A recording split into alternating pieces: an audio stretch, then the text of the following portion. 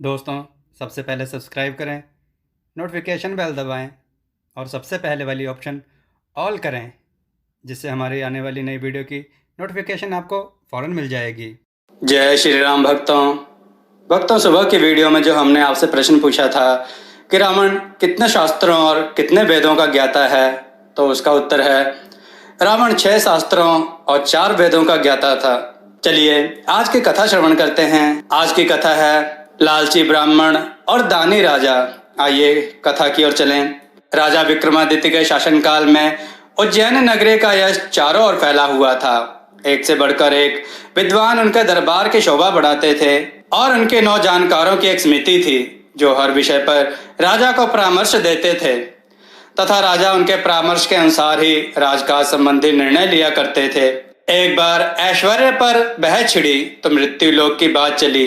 राजा को जब पता चला कि पाताल लोक के राजा शेषनाग का ऐश्वर्य देखने लायक है और उनके लोक में हर तरह की सुख सुविधाएं मौजूद हैं, चूंकि वे भगवान विष्णु के खास सेवकों में से एक हैं, इसलिए उनका स्थान देवताओं के समकक्ष है। उनके दर्शन से मनुष्य का जीवन धन्य हो जाता है। राजा विक्रमादित्य ने सशरीर पाताल लोक जाकर उनसे भेंट करने की ठान ली। उन्होंने दोनों बेतालों का स्मरण किया। जब वे उपस्थित हुए तो उन्होंने उनसे पाताल लोक चलने को कहा। बेताल उन्हें जब पाताल लोक लाए तो उन्होंने पाताल लोक के बारे में दी गई जानकारी सारी सही पाई। सारा लोक साफ सुथरा तथा सुनियोजित था।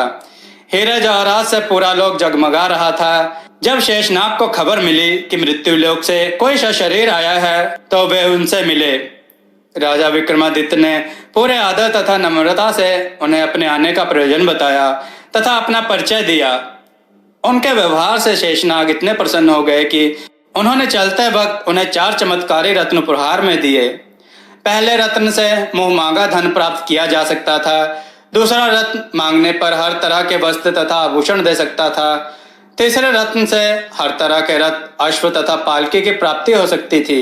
चौथा रत्न धर्म कार्य तथा यश के प्राप्ति करा सकता था।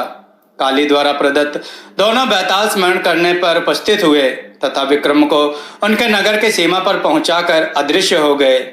चारों रत्न लेकर अपने नगर में प्रविष्ट हुए ही थे कि उनका अभिवादन एक परिचित ब्राह्मण ने किया।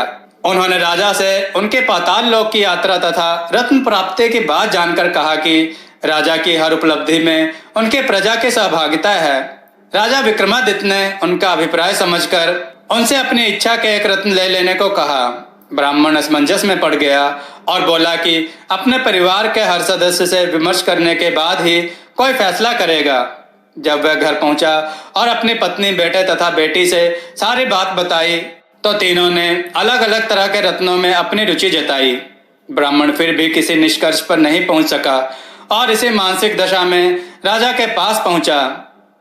राजा विक्रमादित्य ने हंसकर उसे चारों रत्न उपहार में दे दिए और कहा, जाओ ब्राह्मण देव, इनका इस्तेमाल लोगों की भलाई कार्य में करना। भक्तों, आपको यह कथा कैसी लगी? अपने विचार और सुझाव कमेंट में जरूर दें। हमारी कथाओं को लाइक करें, हमारे चैनल को सब्सक्राइब करना ना भूलें और हमारी कथाओं को शेयर जरूर करें, जिससे लोगों को अच्छा ज्ञान प्राप्त हो। जय श्री राम भक्तों।